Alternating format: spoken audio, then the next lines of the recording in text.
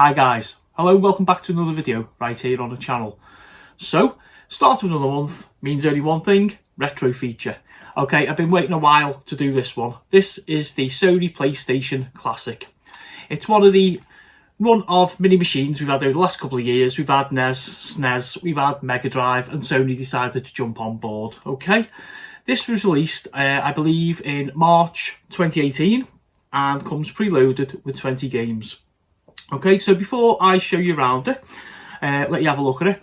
The original PlayStation, which I have here, okay, it changed the way of gaming. Probably worldwide, but within the United Kingdom, certainly. Gaming was, before the PlayStation, was sort of still nerdy. You know, people had come from like their bedrooms with the home computers, the Spectrums, the Commodore 64s, the Amstrads, you know, then we went on to Amigas and STs, before coming on to like the consoles, the 8-bit consoles, your Master System, NES, things like that, okay? And it was still classed as like a kind of, you know, a nerdy kind of hobby, I suppose. However, PlayStation come along and, you know, just blown everything out the water. The really clever ploy is they started putting them in like nightclubs and putting them around trendy places and having like celebrities endorse them, and video gaming become cool. You know, the original machine itself, you know, it was home to so many, you know, Resident Evil and Pro Evolution Soccer. This is Football, Final Fantasy VII, so many big games, you know, well-loved machine, and even now, you know, in retro circles, it's still up there on like, you know, sort of top list of the stuff that people play. So, getting on to the actual review in hand, pardon all puns, this is the Sony PlayStation 1 Classic. Okay, so like you can see, guys, it's a perfect replica of the original Sony PlayStation. We have a power button, we have a reset button, and we have the open button. Okay, so the power button obviously turns it on. The open button is really clever because some of the games on this, Final Fantasy VII comes to mind immediately, have multiple discs in the real world. So what you do is you play along, get so far through the game, and then you have to change disc. Click this button. Comes down the selector, you change your disc, put your next one in, yada yada. Okay, so basically in gaming terms, it just means it's like a pause and then you move on to like the next part of your game. Okay, this doesn't open up, unfortunately. It'd be nice if it did. Okay, and then going on to the side, we just see the little grills, like little toaster rack kind of grills. And at the back, we have a HDMI port and we have our power lead socket. Okay, and then onto the front, we have two controller ports. I'd say this really is nice. I mean, to show you a comparison, here's the original and there is the mini. So side by side, and then if you put it onto there, you get the idea of the actual size. It's a lovely little machine, to be fair. You know, I pulled this out at like game nights and friends have really loved it. You know, so yeah, there's the machine itself there. Let's have the boring bits. So the leads, it comes packed with a standard HDMI lead, one in the back, one in the telly, and you're away. And obviously your power lead, and as is the way with these things, into the back of the machine and just into your mobile phone charger or a USB connector. Whack it in the wall, boom, press the button, off you go. Okay, and as usual, where I normally do these things, I show the controllers as well.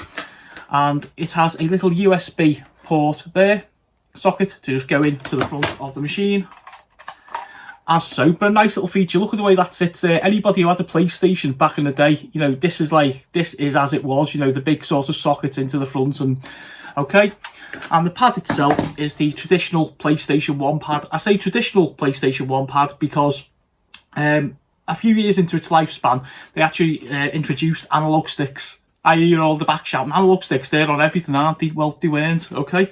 So we have the lead there, and then what we have is we have our two buttons there, okay? The two shoulder buttons, the L1 and R1, and they select various things. Usually if you're on like a shooting game, you pull like, you know, left one to sort of aim your target and like right one as like your trigger, okay? We have our traditional buttons, the triangle, the circle, the square and the X, and they're colour coded in Sony's things. We have the Sony branding and the PlayStation logo there.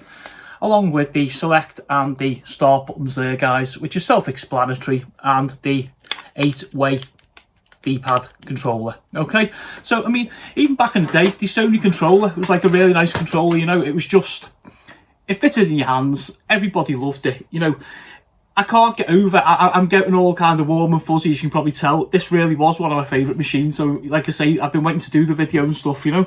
So what I'm going to do is I'm going to give you a list down of what games are on this. Like I say, there's 20 preloaded, so pen and paper ready, and I'm just going to read them off to you in alphabetical order. There's probably going to be a couple of your favourites on here. Let me know in the comments below what they are. If it's not on here, there are some massive omissions, to be totally fair. Crash Bandicoot comes to mind straight off. But yeah, you know, leave a comment below what you think should have been on this, what your favourite games were, and share a little bit of nostalgia with me, guys, okay? So here's the list anyway. So, Battle Arena Toshinden, Cool Borders 2, Destruction Derby, Final Fantasy 7, Grand Theft Auto, Intelligent Cube, Jumping Flash, Metal Gear Solid, Mr. Driller, Oddworld Abe's Odyssey, Rayman, Resident Evil Director's Cut, Revelations Persona, Ridge Racer Type 4, Super Puzzle Fighter 2 Turbo, Siphon Filter, Tekken 3, Tom Clancy's Rainbow Six, Twisted Metal and Wild Arms. So like you can see, there's quite a list on there. Quite a combination between like arcade games, a couple of races on there, and some of the classics. I mean, the ones that jump out to me, and I'll be fair, like, you know, the ones that are played all the time on this. Cool Borders 2, Destruction Derby, Final Fantasy 7, Metal Gear Solid, Mr. Driller, Resident Evil, Tekken 3, and probably Ridge Racer.